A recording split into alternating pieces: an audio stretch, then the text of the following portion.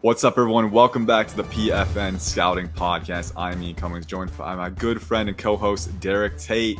And hey, Tater, the countdown is rolling 4 days away from the college football season. Florida State and Georgia Tech, I believe, is the first game leading off on the 24th of August. It's going to be a fun one. That is the precursor for so much action that we have previewed with you from every possible angle at Pro Football Network and our good friends over at College Football Network, Cam Meller, Ali Hodgkinson. Give those guys a pat on the back, give them a follow their work. They do tremendous work for that network, and it's only going to get better through the season, so it's going to be fun. But from the scouting perspective, we've covered, I think, every possible angle we could this summer, Derek. I go back, the positional rankings, quarterback, running back, receiver, offensive line, defensive line, tight end. We got linebacker, corner, safety. We did, the past 2 weeks, we did an all draft team on the offensive and defensive sides of the ball. So listeners, if you're out there and you missed something, go back, scroll through our previous podcasts, because we really put in the work to try and give you the best scouting info that we can. So a lot of stuff on tap, a lot of stuff in the rearview mirror, but now we are right on the doorstep of the action. The season is almost here. We're going to get into some storylines on the draft side and the CFB side that are really intriguing us. But first off, Derek, how you doing, my man? We're almost there. I know you're talking 4 days away. Knock, knock. Who's there? College football's there, baby. It's back. I always say this whenever we get close to football returning.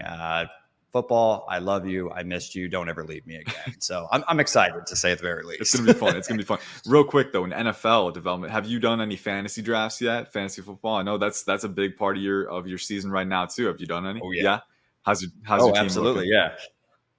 So I'm in a 14-team league. I picked at 14.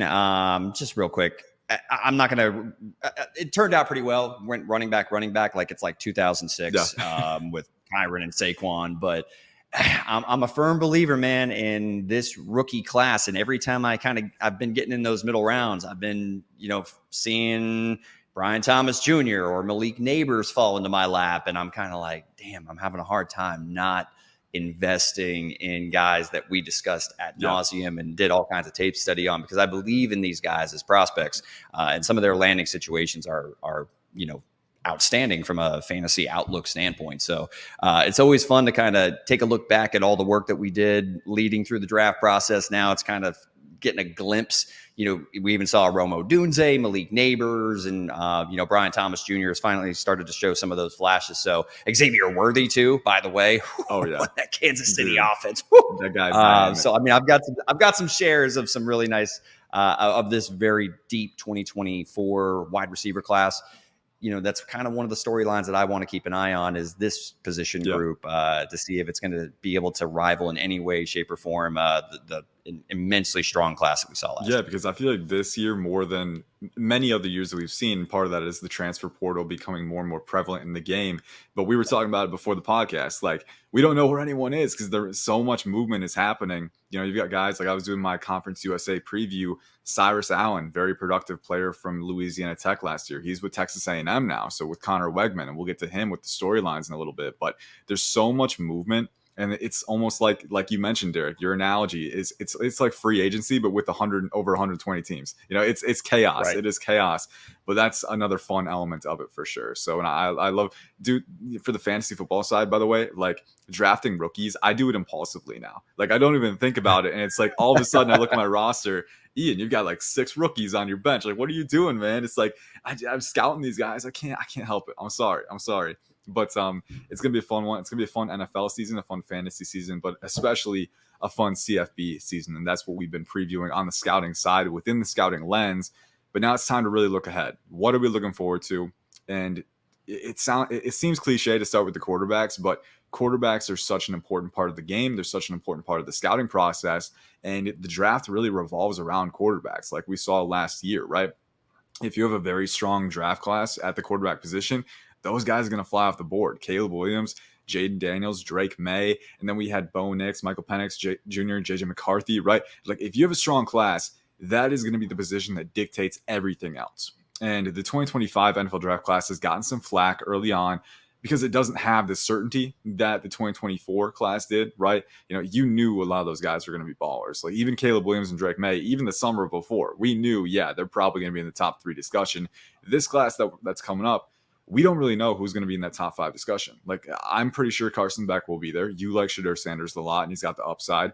But beyond that, where do you start? Where do you end? Right? Like, what is the group that we're working with? So, and it's tough because I don't want to start this conversation just with like, what do we think about this? But that, you know, that's kind of how broadly you have to approach this, because there are so many potential contenders. We talked about Jackson Dart over in Ole Miss, Donovan Smith in Houston is a guy that I like a lot. Drew Allar, Connor Weigman from Texas A&M, the young guns, right? And then even past that group, there are a lot of sleepers. Jalen Daniels from Kansas is one that could emerge. Cam Ward has a lot of fans. He transferred over to Miami. The list goes on and on. So, Derek, talk to me. What are your impressions on the QB1 battle entering the year now that we've had a few months to ruminate on it? And what are you looking forward to the most? Yeah, that's one of the top storylines, is like who's going to – so for me, I have it as the top 2 quarterbacks, Carson Beck, Shedeur Sanders. Who's going to emerge as the quarterback 3? Who's going to see their draft stock rise significantly based on their performance, whether it is, you know, the continuity of staying with one program, or it's the plethora of talented signal callers that have transferred. I mean, like Dylan Gabriel's one that kind of stands out to me over at Oregon. Like that Oregon offense, Bo Nix has looked, even though it's a funky offense, Bo Nix has looked pretty darn good in the preseason. So I'm paying attention to that Oregon Ducks offense as well. I mean, I like Drew Allar. I think the physical, the arm talent is just so immense with him, but there's flashes of processing. The ball placement has to get better and more consistent, though. Like the mechanics, I really want to see more. Connor Weigman is certainly somebody that kind of jumps out to me. Jalen Milroe, you know, the end of the Nick Saban era. That's actually one of my top storylines. Every single year for I don't know how many years. I mean, definitely 10 years plus that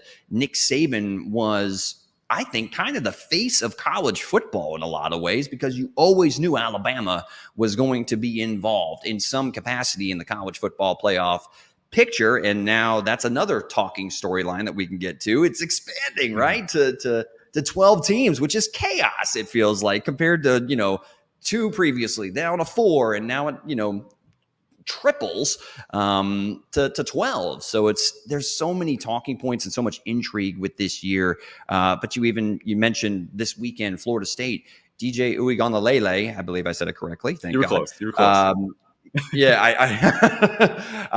Uiagalelei, I've heard it called like 3 different ways. I'm getting on your case, but if you put me on the spot and tried to have me say it right now, we'd crash and burn. So I'm strategically avoiding that. DJ, what? Yeah, you see, there we go. I didn't even get a syllable in. It's tough. DJU from Florida State. He's another talented guy. Yeah, he was a former 5-star, and he's got a nuclear arm, so he's in the mix too.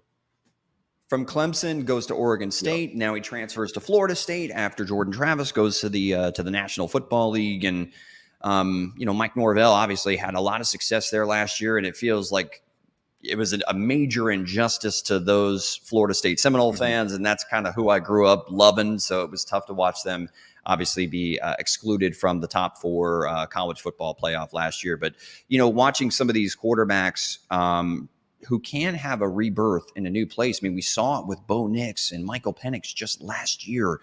You know, a change of scenery, scheme.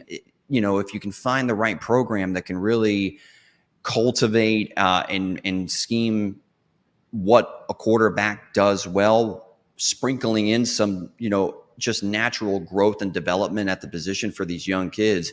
It's always very interesting to see whose draft stock could rise at that position to make this potentially a stronger class than it looks like at this very moment entering the 2024 college football season. Yeah, you know, it's one of those things where there's still a lot of football left to be played, and people rush to have these conclusive, you know, opinions on the class in the summer, right? Summer scouting becomes very popular. But, you know, at the same time, if you're scouting these guys, like, you got to understand, we are still working with an incomplete picture right now. We got to wait for this season to go. And like, there's so much, like in the summer last year, no one knew Brian Thomas Jr. would become a 1st-round pick for the Jaguars, right? Like, you know, the upside was there, obviously, but guys break out to degrees that we never anticipate. That the college football season always brings something unexpected. And I think that's the lesson in there is just you got to be fluid, you got to be adaptable, and you got to understand that you're never going to know everything. And you got to just kind of roll with the punches and see what happens. But I think this QB class in particular is very emblematic of that. And let's focus a little bit on Jalen Milroe now, because he was the one. And he was the first one that I brought up when we were brainstorming this podcast. And I'm sure you had him at the top of your mind too. This is a guy who has the raw talent to be a top 5 pick, like raw physical talent, if that's what we're talking about. And you can say, historically, you can say that for a lot of QBs, right? And how many of them have actually gone top 5? Like, 5%, if that, right? Because it takes a lot more than raw talent to play the QB position effectively. Mm-hmm. But Jalen Milroe is a guy whose story thus far, I think, really compels you, because he was a guy who got benched early on in the season last year. That South Florida game, Tyler Buckner came in for him, and he got benched, and then he came back, and down the stretch for Alabama, he became one of their most important players, right? Won the Iron Bowl with that really impressive throw to the corner of the end zone against Auburn, right? And then miracle throw right there, man. That was just insane. And then, gets into the college football playoff, right? They lost to Michigan, but they were right in the mix after a lot of people were penciling in Georgia for that, right? So, Jalen Milroe really showed the type of resilience that, if you're an NFL GM, right, there is some old school character notions to it. Like, you look at that and you see, like, this guy bounced back. This guy didn't let that break him. And that's a very, very impressive thing in its own right. From all the reports, he's well regarded as a leader at Alabama. So you look at that, like, he's got the toughness, the resilience, and then the physical tools too. 6'2", 220 pounds, electric athlete, probably 4.4 speed, explosive, moving up the field. You can run the option game with him. You can use design carries, right? And then you look at the arm as well. The ball pops off his hand, man. He's got a rocket arm. He's got great velocity generation, very easy velocity generation. And there are some flashes of angle freedom too. I think the biggest thing for him, and this kind of stems from the issues that we see with him, the mechanical control, right? The mechanics. A lot of it is like, sometimes he's a little more arm dominant, kind of like Michael Penix was at the beginning of his career, and even a little bit later in his career, right? I think Penix was always a little arm dominant, so it's going to take some time to activate that lower body. You see that with Jalen Milroe too. He is a guy who can rely on those physical tools a lot, but then sometimes to a fault. And then down the stretch in the season 2, I think field vision, I think progression work, I think that can be a little more consistent with him too. I think we saw growth for sure, but there were a lot of missed opportunities. The Kentucky game was one example where, he made some really good throws, but there was also some meat left on the bone, right? Even down the stretch in that Auburn game, he delivered at the very end of it, but through every game, you see opportunities where, if he was in the right spot with his eyes, could have made that happen. Jermaine Burton was generating separation like second nature, right? Yeah, Isaiah Bond as well, who's now at Texas. So I know. I was just about to mention him too. Are you concerned at all about the weapons? Because traditionally Alabama's been a factory at the skill position as far as putting a lot of talent into the league. The transfer of Isaiah Bond and the loss of Jermaine Burton, how much does that potentially impact Jalen Milroe and his production this upcoming season? That's a question that I have. Yeah, for sure. Me too. And I know I'm looking up their depth chart real quick, because we mentioned the transfer portal, like, you gotta double check everything. Like, who's here now? But I remember they got Jeremy Bernard from Washington, who's I think a 200-pound guy. A little bigger, but he's pretty explosive, pretty athletic. I think a good rack threat, but he can make plays on the ball too. They got Kobe Prentice as well. I think they still have Amari Neblack. No, he might have transferred to Texas, actually. I think he might have transferred. But, they have Jeremy Bernard. The weapons core definitely took a step down from last year, though. You are right. Jermaine Burton, I think, was very underrated. We talked about him a couple times on the pod, like, hey, if it's only on-field stuff, like, he has fringe first-round tape at times because of the explosion, the speed, the route running flexibility, very reliable hands too, had a very low drop rate. So he was a very good player. Isaiah Bond was a very, very good player too. We gave him some love in the wide receiver pod. He's going to go off for Quinn Ewers and Steve Sarkisian, I think. But yes, Jalen Milroe is working with kind of not an empty cupboard, but the cupboard, some stuff has been removed for sure. You got to run the dishwasher. There's not a lot in there anymore. So looking at, the raw talent, it's definitely there, but he's going to have to elevate that roster because they don't quite have as much as they do on the offensive side. Exactly. And then they also don't have Nick Saban anymore, right? So there's the uncertainty of what is the Alabama program going to look like with Kalen DeBoer. DeBoer has proven that he can coach up quarterbacks, scheme up personnel, but Jalen Milroe is kind of the defining piece of that. He's the central piece, and you can build the offense around his running ability. But at a certain point, if Alabama is going to, and here's the thing too, 12-team playoff, it does kind of reduce the margin of error for really talented teams like that. Like there's a good chance Alabama gets in, even if they're not as elite as they've been. Right? Agreed. But at the same time, if you want to compete for a championship, which that's the ultimate prize for that kind of school, it's going to take a little bit more consistency on the operational side. So I'm excited to see what he can do, because you look at the flaws that Penix had coming to Washington, right? Very arm dominant. The turnovers could be an issue at times. The volatility as a passer, both with his precision and the field. I think Penix's field vision has always been a little better than Milroe's, though. That's the thing with me. I think always better I believe so. at picking out those windows, the intermediate and deep ranges, being able to thread the ball into really tight spots. So Milroe, that's where he stands to improve. Right now, there were times where I was thinking to myself, he is a little bit more of a see it, throw it type guy, right? Anticipation, timing, those things are important, and he'll have an opportunity to hone those things down. But this is make it or break it time now. You've got Kalen DeBoer, you've got the tools in your arsenal. It's really time to take that next step. And I think if he does, I think he has the talent to do it. He's got the mindset to do it. He can be an early first-round pick. He really can. So I look at him as the wild card in the QB class, and I think that the raw talent can be a big separator for him. He's so much fun to watch because of all those physical tools and the flashes of, damn, this kid can be an issue, because a problem you have an answer to. He can be an issue when he puts it all together. Yeah. It's just that snap to snap consistency. And you mentioned some similarities between him and Michael Penix Jr. I also believe that one place where I saw Penix really elevate his game at Washington was in the pre-snap process, where I felt like if you gave him a single high look and he would confirm it right after the snap, he knew exactly where he wanted to go with the ball in a lot of circumstances, and oftentimes would have the arm talent to be able to thread the needle and push the ball down the field into tight windows. I also saw a little bit more anticipation from Penix. Not to say that Milroe can't produce that, right? Because he's, again, a young kid that the growth year over year can be exponentially different for these young signal callers. So Milroe, with all those physical tools, I'm very intrigued to see what he's able to put on tape in 2024. It's going to be fun. It really is. Now, the other SEC guy, Carson Beck, is currently one of the favorites for the QB1 discussion. Shedeur Sanders is your favorite. And there's many other names in the conversation, I think, kind of on the fringe there. Connor Weigman, we mentioned. Texas A&M is going to be a big one. Let's touch on Weigman here, because I think let's touch on Weigman and Allar, because I think those two guys are in their own category. They're both third-year players, right, who are entering their first year of eligibility. And both of them, you get a sense you're still looking for something more. With Weigman, we're just looking for more experience, right? A bit greater sample size, because he got injured, last year. He only played 4 games the year before that. The sample size is very small with him. Now, there's a lot of promising stuff on tape in what we have. I think, the talent, the raw talent, first of all. I think I told you, like, he kind of reminds me of a more athletic Jared Goff, just from the body type, the stylistic perspective. Mm-hmm. He's got more than enough arm for sure. I think he's definitely more mobile, and you see that with him. A little high cut, but he can move, he can throw off platform. And I think the touch, the accuracy, in those little moments, like he's really shown that he can attune passes to situational precision, throw receivers open. And you love to see that from such a young quarterback. I think the pocket discipline, the spacing, I think the progression work, those things are still a work in progress, because those are things that you really nail down with experience, right? You can't just have it walking in. Some guys do, but it's a pretty rare thing. So you need more experience with Weigman.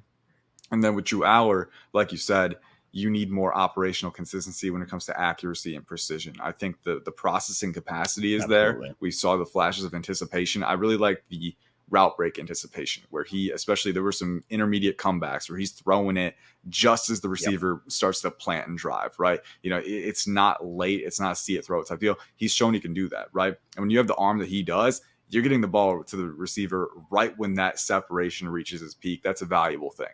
So I think that is there with him. But with Allar, it's just you got to learn to rein it in. Yeah, Consistency. consistency, and you got to learn to rein it in, right? Not everything has to be a fastball. Not everything has to be trying to drive it in. Learn to throw with touch and learn to layer that touch and pace to get the ball in the proper spot with the proper trajectory. I think adding more to his arsenal as a pitcher, right, is going to be a big thing for him. So the arm talent is there. I think the processing is there. The biggest thing that I'm looking forward to seeing with Drew Allar, and I have equal parts optimism and uncertainty, kind of precariousness with this, is Andy Kotelnicki, the offensive coordinator that they brought over from Kansas, worked with Jalen Daniels last year.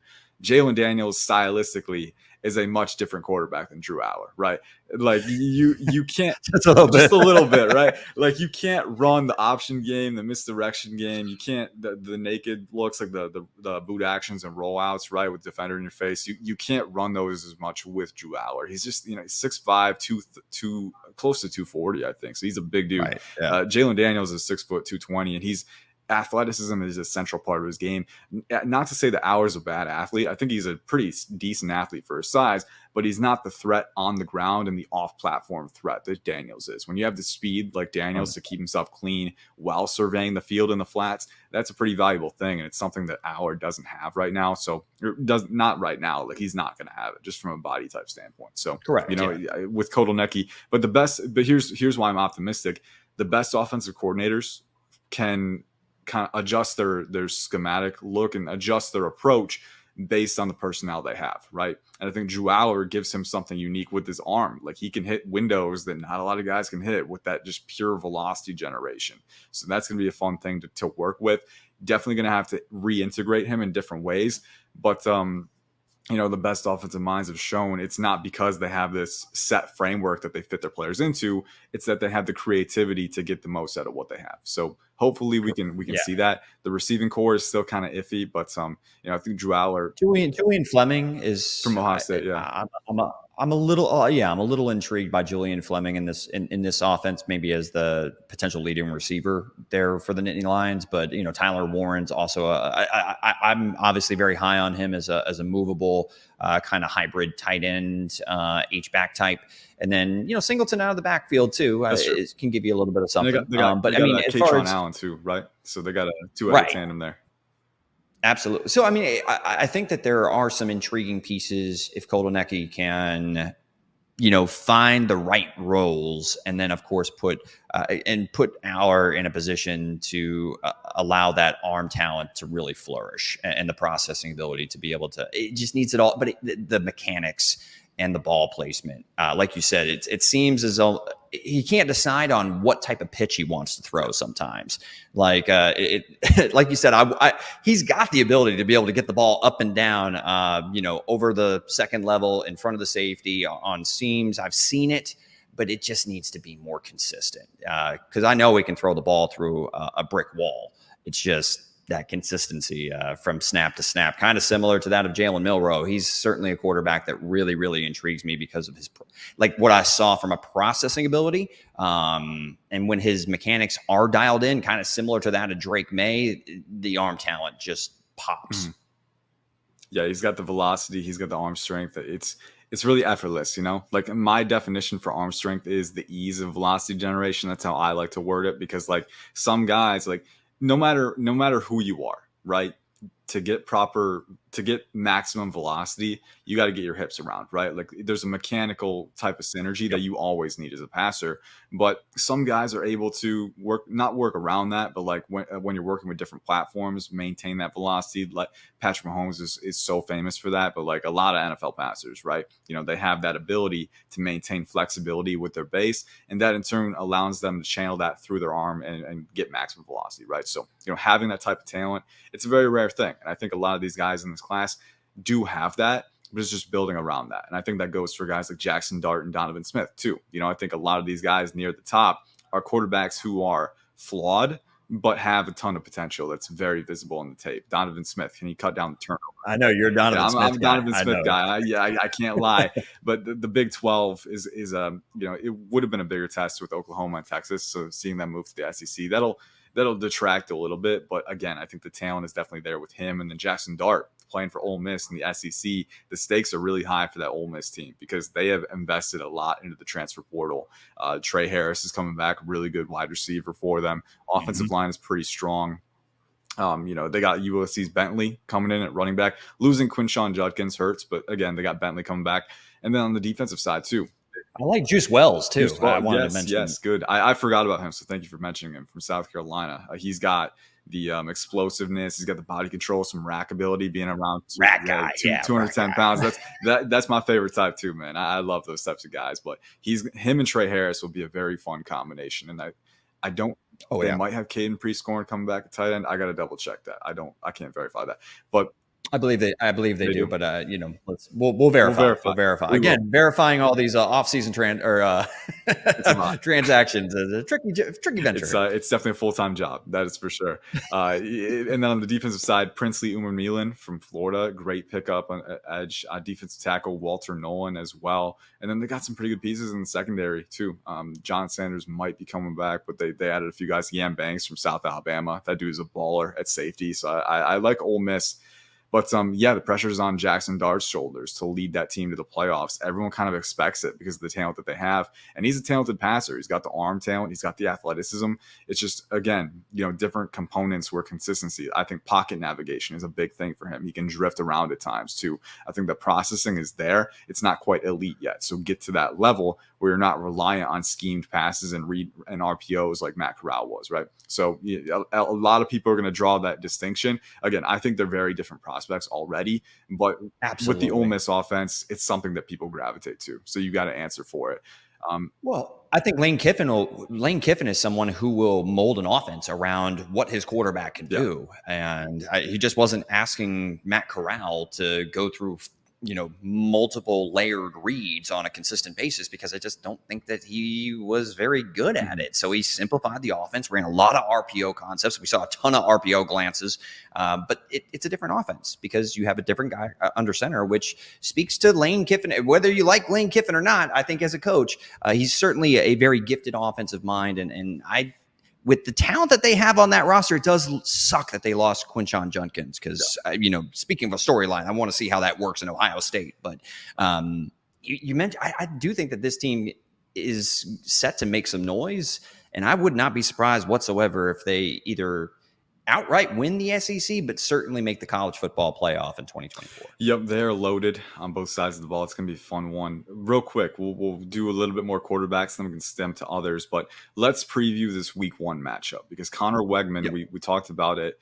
Texas A&M is playing Notre Dame. Both teams are ranked. It's one of the very few ranked matchups in this week 1 slate. A lot of teams like to get their FCS matchups out of the way early, so we're not seeing a ton of heavyweight battles, but this is one of them. Connor Weigman and Texas A&M facing off against Riley Leonard and Notre Dame. Leonard is another QB who could enter that wild card conversation. He had some early round buzz last summer, and then the season did not go as planned for him. Injuries played a hand. Duke's supporting cast wasn't always the best. I think the receivers, there was some separation struggles at times, but Graham Barton on the offensive line, they had him. They had a solid blocking unit. So, there is work to do as a passer for Leonard too. I think the consistency, again, it's a common theme for a lot of these guys, a lot of these young guys, and Leonard is not immune. But, it's a fun matchup. I think looking at Notre Dame's defense, Benjamin Morrison, lockdown corner. They got Jordan Clark, I believe, from Temple, who can be a really good nickelback for them.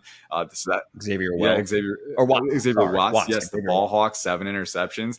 So Notre Dame has a lot of talent in that secondary, and that's going to even Howard Cross, right? Howard Cross. They got him at defensive tackle. They also added RJ Oben, edge rusher from Duke, who's a pretty productive player, high motor guy, not the most explosive, but high motor, heavy hands. So this Notre Dame defense has a lot of talent to kind of throw at Connor Weigman, this young QB. So week 1, right away, we're going to get to gauge a little bit of how far Weigman has come, right? And again, part of it, the equation is you do have to find your rhythm during the season. Like you can't look at a week 1 game and expect a guy to be a finished product, right? Usually it doesn't happen like that. But this will be a good checkpoint for us. Like, all right, Connor Weigman, what can you do? Because Notre Dame's defense is one of the better units in the league, right? Marcus Freeman is a coach. They have stability there. They have the talent. And then you also have on the other side of the ball, Riley Leonard, who if he can find his stride, maybe make this a closer game, maybe put some pressure on this young QB, it'll be a fun one for sure. And then on the flip side, Riley Leonard looking at that Texas A&M defense. They have Bryce Anderson at safety, who's a ball hawk with some really nice playmaking range. They've got Shamar Turner still up front, a really good power rusher who can crunch the pocket. These two teams are going to challenge each other. And I think the biggest thing is how these young QBs respond to it early on. Yeah. Well, I mean, we're going to see for Notre Dame, Mitchell Evans. I'm excited to see, at tight end. He's certainly in that tight end 2 conversation, as a kind of your traditional inline tight end that Notre Dame seems to be pumping into the NFL on a regular basis. But, out on the perimeter, I'm interested to see how it looks for Leonard with like Bo Collins, I believe it is. And who else potentially emerges in that Notre Dame offense. But then you're talking Moose Muhammad for Connor Weigman. I know that they lost Aniyah Smith this last year to the NFL draft. Yep. So, think that obviously there's always moving parts, but both of these teams have, I think a handful of NFL prospects that really intrigue me. And, this is certainly a very interesting measuring stick for both of these teams who aren't taking the cupcake route where they, schedule an easy game to start the season. I have to respect that. Like I tip the hat to these programs that, want to get right down to business and try to make a statement early in the season. For sure. And 2 other wide receiver moves for these 2 teams. Texas A&M, I think we mentioned it earlier, but Evan Stewart transferred to Oregon. So he'll be with Tez Johnson and Dylan Gabriel, actually. So that'll be a really fun little duo there. But then also Notre Dame, another player that they added. I just my Conference USA preview, so this was kind of in my head. Florida International's Chris Mitchell. Big play threat, really high average yards per catch. He's got the explosiveness. He's got the size. I'm very intrigued to see what he can do because they got Bo Collins. They got Riley Leonard. I think Chris Mitchell with that field stretching ability could be another wild card for them. And Texas A&M's defense, like we look at it, that unit has had the secondary has had some turnover too at corner, right? A few guys that they lost. So very intrigued to see how they face up there. But it'll be fun. This is week 1. It's just the kind of the calibration period, right? Not a ton of high stakes games yet. But, some action that can ease us into the season. Let's pivot away from quarterback real quick. We got a few storylines that we mentioned, and then we can open the floor, maybe breakout candidates, or if there's some other ones that come into your mind. But let's talk about Michigan, that defense, man. The reigning champions. We know the offense, there's going to be a little bit of a grace period for them. The receiving core, they lost Cornelius Johnson. They have a few other, I'm trying to remember their young receiver's name. They have a smaller guy, a shiftier guy who's pretty nice as a route runner. I got to look up Samaj Morgan. That's right. I remembered it. He's got some juice to him for sure. So I'm excited to see what Samaj Morgan can do. They got Colston Loveland at tight end, who is our tight end 1 here at PFN. You can listen to us wax lyrical on him during the tight end pod. A couple weeks ago, he's a baller. The route running skills, the body control, the athleticism, all of that top tier. But who's going to be their quarterback? That's the biggest thing for them. Jack Tuttle is a veteran. That they got Orji as well, Anthony Orji, who's a very athletic player. He's got the running ability, but just the passing consistency. Again, is he going to be able to anchor that passing attack? So the quarterback position with JJ McCarthy leaving is a major question mark for Michigan. Also the offensive line. They lost a lot of talent on the offensive line. Trevor Keegan, Zach Zinter, Drake Nugent. And then I think one of their tackles too, Carson Barnhart. So they got Miles Hinton coming back. They also lost Ladarius Henderson. So they lost pretty much their entire blocking front. So that's going to be a tough one as well. They got Donovan Edwards coming back. Some uncertainty on the offense. But that defense, Derek, that defense is going to be a legendary unit. Kenneth Grant, Mason Graham up front, Derek Moore, Josiah Stewart at edge, very competent duo for sure. They got Jyshawn Barham from Maryland, who's my LB1 entering the year. Love his ability to play gap discipline, stack and shed, explosive, pass rushing threat. Got the athleticism to thrive in coverage too. And then in the secondary, Will Johnson, our CB1 here at PFN. He's got the man ability, zone ability, really scheme versatile, playmaking too. They got Amir Hall from Albany, who I think had, I can't even remember the numbers, but he had some insane ball production last year. 6'1", over 200. Keep an eye on Amir Hall because I think he could be another breakout star for them. Hopefully. That's without Rod Moore, right? Yeah, Rod Moore. It's going to be without Rod Moore, who I also think is a potential, a fringe day 1, if not day 2 player, assuming that he gets back up to full speed after his injury. But I mean, gosh, they are loaded on the defensive side of the football. It's crazy. And we'll see what happens with Rod Moore. I know he tore his ACL during spring camp, which is terrible for such a good player, but then also just a college kid. Like you never want to see them go through that. But hopefully he can get back to 100%. And hey, if he does get back to speed quicker than anticipated, maybe we see him toward the end of the year. Obviously with your draft stock at stake, there's some risks there. Like it might be more feasible to just sit out, prepare for the draft if you want to. But hey, if Michigan is in the playoff hunt again, maybe there's some. We saw Brock Bowers do it when he had tightrope surgery. Like he came back really quickly, and he wasn't going to sit out. He had every reason to sit out because you're going to be a top 15 pick anyway. But he chose to come back. So every player's conversation is different. So Rod Moore, whether he sits out, whether he returns, no one will fault him. But talented player. And then even without him, they got Makari Page, who's a really good strong safety too. So that unit is very fun. Very fun. Stacked. Yeah, you could have almost a dozen draft picks from that unit. That's one of the better ones. Are there any other units, Derek, in college football that rival that one? Ohio State's offense is really fun. It depends on what you get from Will Howard. But again, that two-headed tandem that you mentioned earlier, how is that going to play out? Quinshon Judkins and Travion Henderson. They got Emeka Egbuka coming back. They got Jeremiah Smith. Right. Offensive line is pretty strong. A few holes there, but then the defense too. I mean, they have a lot of players returning. Tyleik Williams could have been a fringe round one guy on my board. The cornerback duo is also pretty damn good. Denzel Burke, the trio, honestly. Denzel Burke and then Jordan Hancock at the nickel, Davison and Igbinosun at the other boundary spot, Lathan Ransom at safety coming back. They have a lot of talent. They do. But any other units that would rival Michigan? And I mean, we can leave with the Big Ten too here. Like, I mean, who comes out of that whole cluster on top? Because I think Oregon coming to the league definitely adds a bit of a wild card there. Like Oregon, I think could challenge for the Big Ten crown right away because of what they have on. You mentioned the offense. Dylan Gabriel is a very reliable college QB with the weaponry, and then the defense too. I think Dan Lanning is a really good unit. Jordan Birch coming back, among other players. Justin Jacobs, Jabbar Muhammad coming from Washington, I believe. Jeffrey Bassa, they got some talent too. So, what do you make of these stacked units? Who's got the best one? I mean, I'm definitely going Michigan, then Ohio State, and then I just love Iowa defense. Yes, I mean, Xavier Wankpa. I love Jay Higgins. Sebastian Castro. Hey, there we go. We said it at the same exact time. I was thinking like, hey, who's that slot guy who's always coming at a mile a minute? Like, dude, Sebastian Castro is a very fun player. He's attacking downhill. He's got the physicality, but he can play an off man too. So a lot of versatility, a lot of intelligent players on the defense. Fully with you there. I think Iowa's defense is right up there. Yeah, I mean they're solid every single damn season. So I mean, I like the talent. I think Wankpa is certainly in the conversation for the safety two overall behind Malachi Starks. I have it a little bit different. I have Winston there, but certainly has a ton of physical ability and tools that really intrigue me. So I mean, Big Ten plays defense. They know how to play defense. It's a physical brand of football.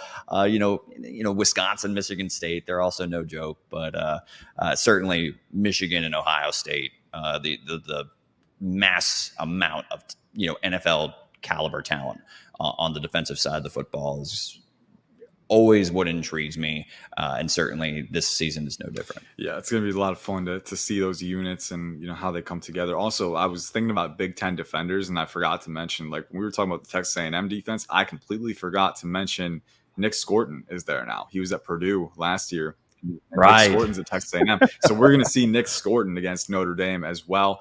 It would be a lot funner if Joe Alt was still there. That would be a heavyweight matchup right out of the gate. But Nick Scorton is a potential first-round pick. He is a very good pass rusher, 6'4", 280. He can win with power or finesse. So that'll be another test for Riley Leonard at Notre Dame in week one. It's going to be a fun one. Before we'll use the last little segment here, any breakout candidates that you're looking at that you've kind of circled? Because I'll talk about mine a little more. But Chris Burzell, the second, he was from Tulane. Mm-hmm. He transferred to Tennessee. I look at that Tennessee offense. Nico the 5-star recruit quarterback who's replacing Joe Milton. He's got all the arm talent, a lot of promise with him. He's shown a lot of upside in a limited sample size.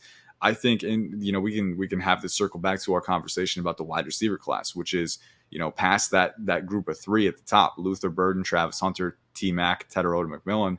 Who's going to break out? Chris Burzell the second is my pick. He at Tulane, a lot of high quality tape, 6'5", 200. but very fluid for his size. I was not expecting to see a guy who could sink and redirect that freely. And then I don't think he's an elite speed threat, but he's got enough vertical speed for sure. The long strider range really helps with that. And he's explosive out of breaks too. So all of the movement functionality that you want is there with the 6'5" receiver. And then he can box guys out. He can adjust for really tough catches. He's got strong hands as well. To me, I look at him and I see that Tennessee offense. They got Brew McCoy. They got Squirrel White. But I think Chris Brazell can be that wide receiver one who really takes advantage of the situation and becomes that kind of fringe first round guy that not a lot of people were talking about before the season. Chris Brazell is my pick. Any guys that you're kind of looking at as breakout candidates can be what running back, receiver, tight end, whatever position you want. So I've got one at wide receiver that he just intrigues the living hell out of me. It's Torrey Horton. I know he's been a guy that's maybe not a breakout candidate, right? Because he's been very productive during his entire career over at Colorado State. But there's a guy that I want you to keep an eye on, a Delaware running back, and that's Marcus Yarns. Look, this kid ran for 940 yards and 15 touchdowns last season. And when we're talking about the running back landscape, I feel like there's a handful of guys, whether it's Ollie Gordon, Quinshon Judkins, Ashton Jeanty, that, are vying for that kind of running back one, overall spot for the 2025 class. This Marcus Yarns kid popped on tape for me. And I know he's an older back, going to be a senior, 5'11", 190. So maybe doesn't have that traditional, bell cow feature back build that a lot of NFL teams are looking for. But we're also seeing a transition to a lot of these backs having some sort of role. And this kid's contact balance and explosiveness, instant acceleration, lateral agility, he checks a lot of boxes. So he's a kid worth keeping an eye on, that I think is going to elevate his draft stock, assuming he stays healthy and builds off of what was a very successful 2023 campaign. You can count on Derek to bring up a Delaware running back. He's turned every stone, turned over every stone. I love that. But I was looking at his production because you were the one who turned me on him this morning, and I was like, oh shoot, I think he scored a touchdown on over 10% of his carries. Looks like a big play threat for sure. Excited to see what he can do. And I think that in itself is another storyline to follow. This running back class, man, like it has the top end talent. It has the depth.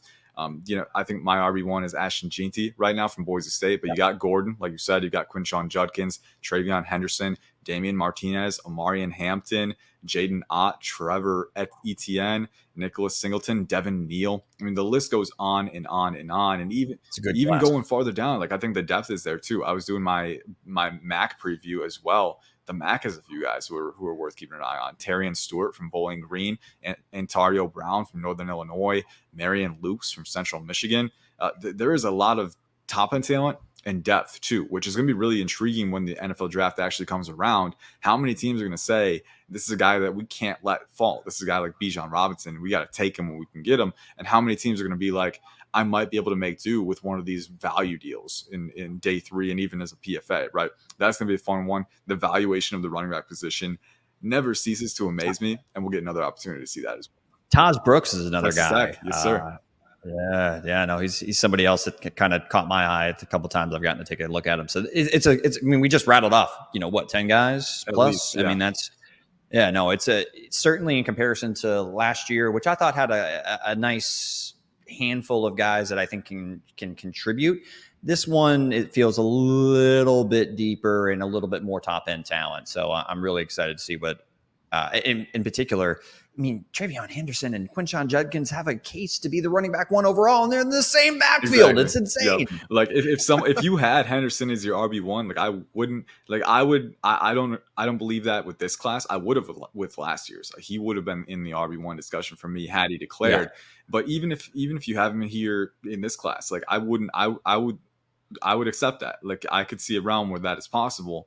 And then him and Quinshon are right there, both of them in the same. Like, how are they going to use them? That's what I'm intrigued to see. Because I think Henderson has more receiving versatility, but Quinshon Judkins the analogy that I will always use every time, he's just a carving knife, man. He will carve through the first and second level with that explosiveness and that vision. And then he's a physical finisher too. So, two guys who complement each other very well. I'm excited to see what they do. But yeah, you mentioned it. This RB class literally has everything. The wide receiver class has a lot of potential energy along with the QB class. And then on the defensive side, there's some really stacked units that could turn over a lot of talent come draft time. So that's a good place to end it off, I think. Real quick, Derek, anything else that you want to leave off our listeners on before the college football season starts less than a week from now?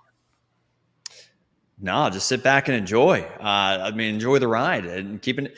I don't want to call my shot with any of these teams because now it's 12-team college football. This is a preview pod for the season. Call your shot. Come on, call your shot. Man, I'm putting the pressure on you now. I really hope that Graham Mertz there at the University of Florida can make the Florida offense watchable again. Because it was rough last season. It was. It was tough to watch. So, speaking of a kid that has some talent, I think Graham Mertz has some physical tools and ability that really intrigue me. So I'm interested to see what this kind of forgotten Florida Gators offense can if they can make any noise in the SEC this upcoming season. Yeah, and they actually have it's a funny story. I think Ricky Pearsall started at Arizona State, and then he came to Florida. They've dipped into that pool again. They brought over Elijah Badger from Arizona State, another big play threat at receiver who could grow as a wide receiver one. So Graham Mertz, another talented player. But yeah, there are a lot of teams that could be in the fringe of the conversation. It's just finding those teams. If I had to call my shot right now, I would say, I don't know. I feel good about Georgia, man. I mean, Carson Beck, they got the defense. They got Carson Beck. That to me is a very good combination to have. But did we ever talk about, real quick? Okay, before we go, Colorado, Shedeur Sanders, Travis Hunter. How are we feeling about that? We knew last year that they were going to have issues up front. Yeah. I know that was something that was probably a major sticking point in a position that they needed to address heading into this upcoming season for Coach Prime and the rest of the roster. So I think that Shedeur Sanders is I think he's going to have a lot of success this year. Do they have enough talent built up or that they acquired via the transfer portal that's going to elevate them into the college football playoff picture? I don't see it this upcoming season. But if Shedeur Sanders is as good as I think he is, it certainly gives them a fighting chance. So I'm hoping that the hot start that they got off to last year, that they can, find a way to sustain that success and consistency from week to week. And certainly having a quarterback that I have at the top of my board, and I have him as the best one in the country, certainly believe that he gives them a fighting chance. For sure. Shedeur Sanders has the talent. He's got the arm, for sure. He's got the distribution ability, the accuracy, the precision. I think the biggest thing for him is going to be learning to, obviously playing with that offensive line last year was not a great unit. And I think that kind of built in some bad habits into his game when it comes to pocket management, drifting back a little too early, right? So rediscovering that poise is going to be big for him. I think that'll allow him to take the next step. They got Travis Hunter. They brought over Will Shepherd from Vanderbilt as well, who's a very good player. I think he could emerge and people will start to learn about him more because he's in this high-profile offense. But they have more weapons than they did. They got LeJontay Webster from Florida Atlantic as well, who's a very explosive, electric playmaker. So it'll be fun to see what that team can do. I think Shedeur Sanders, the storyline for him is rediscovering that poise, proving himself at that level, and that might be able to lock him into that conversation. While we were talking about this, I was thinking about my shots to call. So these aren't playoff inclusions, but before we get out here, my two teams that I think will be a lot better than people think. Arizona, they got Noah Fafita, they got T-Mac, they got Jonas Savaiinaya. They've got a lot of good defensive players in the secondary. Tredan Stukes as well. Takario Davis is there. I think Arizona could compete for a fringe playoff spot. I think they are that good as a roster, and they got the QB play. And then Iowa State over in the Big 12 still. They got Rocco Becht, who really turned it on last year down the stretch. Jalen Travis solidifying that offensive line from Princeton. They got Jaden Higgins and Jalen Noel at wide receiver, a very good 1-2 punch. And then on the defensive side, man, Tyler Onyedem on the defensive line. They got Jeremiah Cooper as the ball hawk in the secondary, Miles Purchase, Malik Verdon. That defense could be stifling for opposing offenses, and they've got the talent to produce on the offensive side too.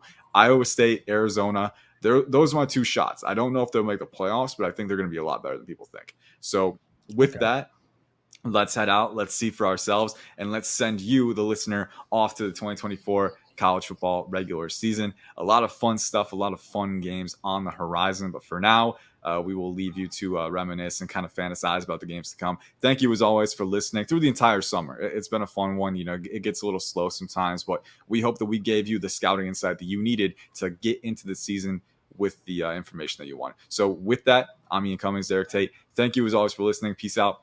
Have a good one.